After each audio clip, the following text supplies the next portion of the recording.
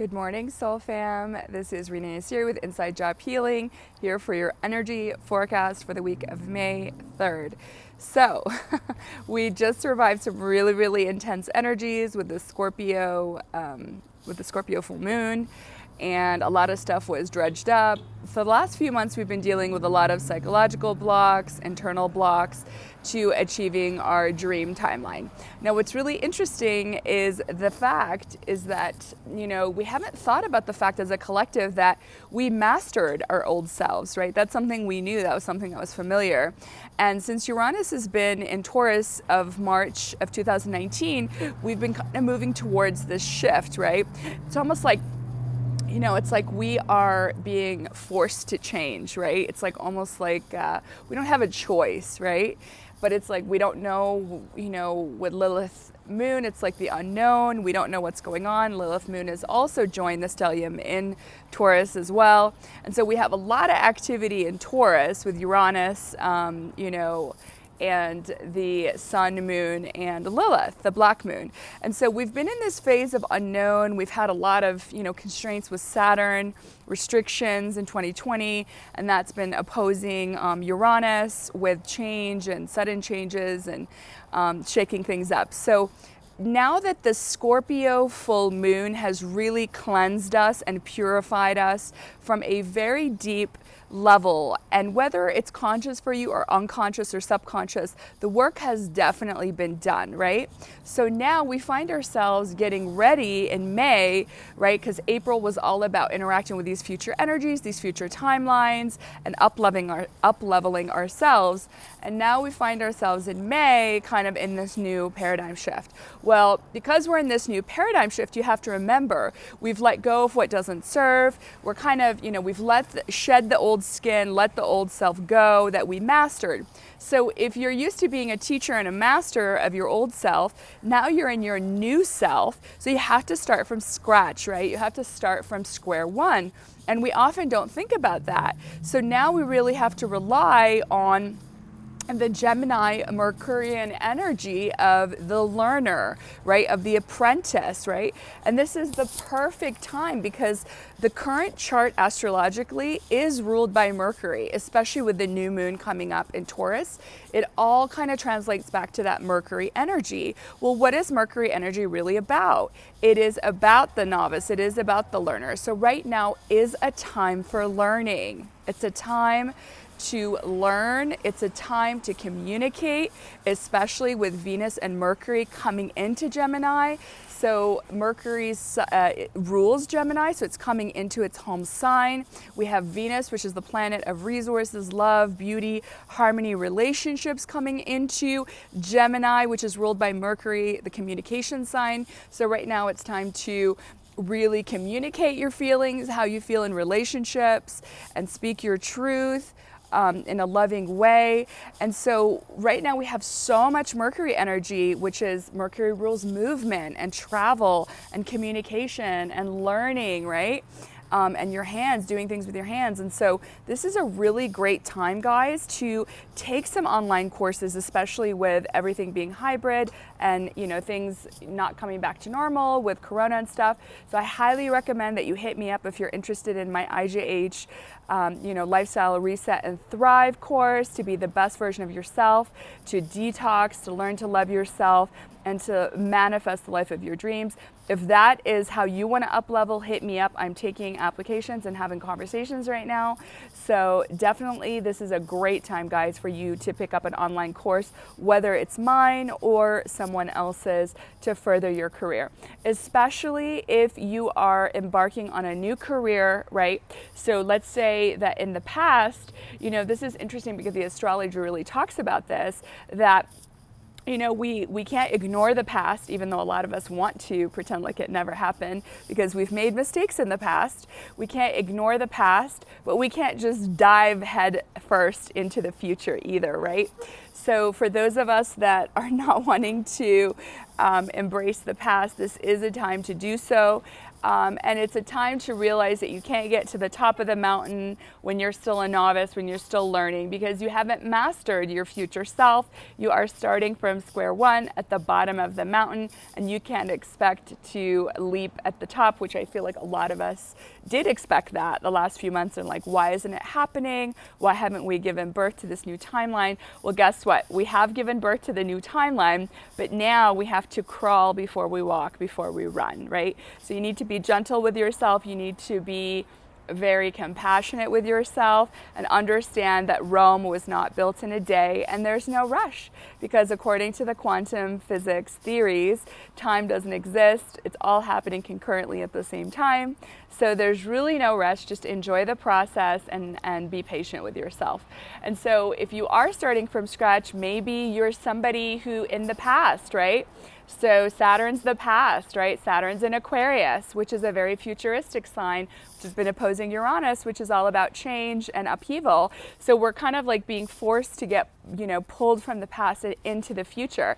So maybe in the past you were somebody who focused on spirituality and didn't really care about money, but you found yourself ungrounded, or you can't make a living because you don't have those, material basics or those business chops or whatever. So maybe you need to take some business classes, right?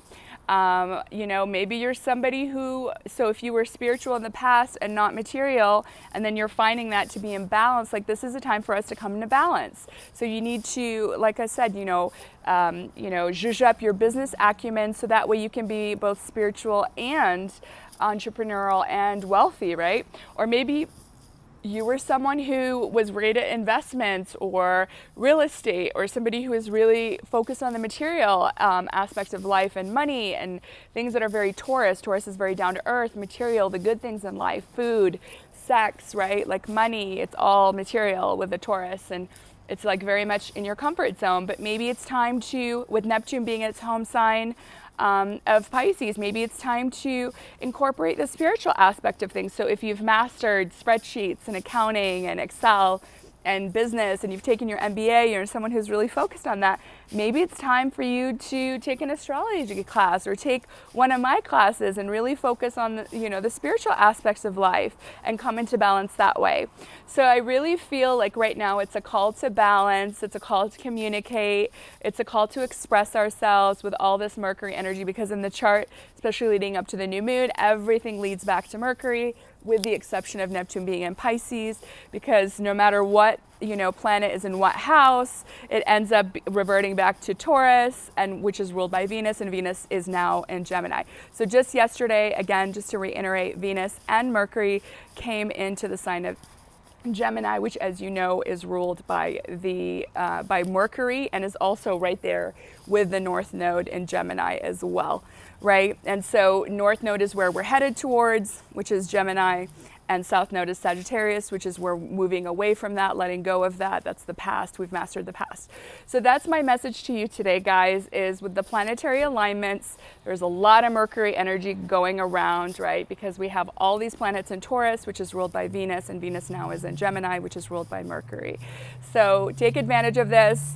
Take a road trip. Gemini rules road trips, because when you look at the astrological signs and their order, Gemini is the third one. That rules the third house, which is siblings, right? It's short-term travel, right? It's neighbors, things like that. So this is the energy that's amplified right now.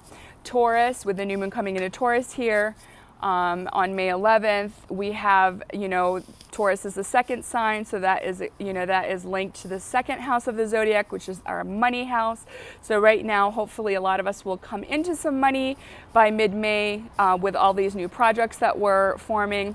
And so failure is just part of the learning curve. Be gentle with yourself. Remember, we are in a completely new paradigm now, and you have to be very forgiving with yourself because you're learning things for the first time.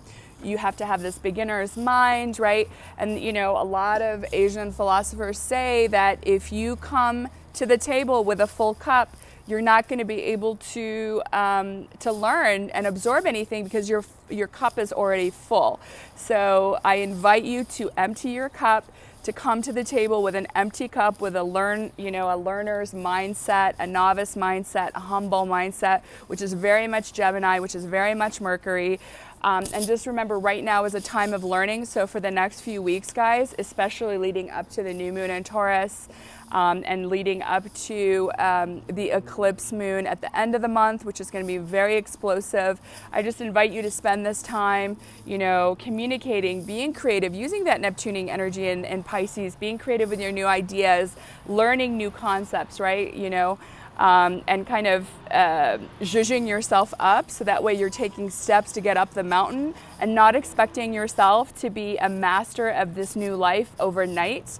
And ultimately, this is an example that really touched me when I learned, it might sound morbid, but when someone has a heart attack, if they haven't exercised, it blocks the main blood to the heart, and then they're just gonna basically end up having a stroke or die. But if you exercise, you're creating all these different channels for the blood to be rushed to your arteries or your brain. And so that always stuck with me, and that's why I exercise, is to create all these different, blood pathways, so that way, God forbid, if anything happens, then my brain and my heart is still gonna get blood, but these alternative pathways. And so I give this analogy and this example is because I feel like right now as a collective, we're being called to not get stuck in our way, to not try to control, to not lead with the ego, to choose love over fear, and to understand there is a lot of unknowns and there's a lot of uncertainty. And so if you create all these different pathways in your brain, so okay, maybe you want to do an Airbnb and you can't buy a house. Okay, well, why don't you rent a bunch of apartments and have the landlord agree, and then Airbnb that way? And so it's just okay, if you want to do something and it doesn't work out a certain way, try another way, try an alternative way, until you reach your destination. And so that kind of really reminded me of that. It's just creating all these different pathways in the bloodline, in the brain, to kind of create your dream reality, but just not necessarily how you thought it might look like, and just being really resilient, really being flexible, and just kind of knowing that, if you have a desire for something, it's meant for you, it's calling you in that future timeline, and you just might have to stumble or learn new tricks to get to it. So that's something really powerful. And also, just one last thing that I want to mention is a lot of us are concerned that family members are not woke, and we're concerned that they're making decisions we don't necessarily agree with, and there's a lot of division and divisiveness with the V and the masks, and just our future and legislation and different things like that, and our powers being taken away. And I just want to give you a sprinkle of hope and sprinkle of goodness. And ultimately, really, you're creating your own universe. That's what I teach in my course. It's how to manifest your own reality. So regardless, of what's happening in the collective, if people are choosing fear, if people are choosing to act on their field by getting the V, if people are choosing to make decisions that are not necessarily for the best interest, if laws are being, hopefully people are fighting the laws that are trying to take our rights away, and put restrictions on us. But either way, we are going to survive and thrive as long as we have a great mindset, as long as we know what's going on, as long as we have love and compassion for other people, as long as we're not trying to control other people and having them choose a path that we would choose for ourselves, because everybody is sovereign, everybody is different, whether they're awakened or not, whether they're conscious or not, they're going to make choices for themselves, and we have to respect that and hold space for that. And just ultimately, honestly, if you're going to just if you're okay, I'm not really liking the way that the world is going or the laws that are being passed or all these restrictions, then pull your kids out of school and homeschool them. Go live on a farm, right? Go live on a boat in the middle of the ocean.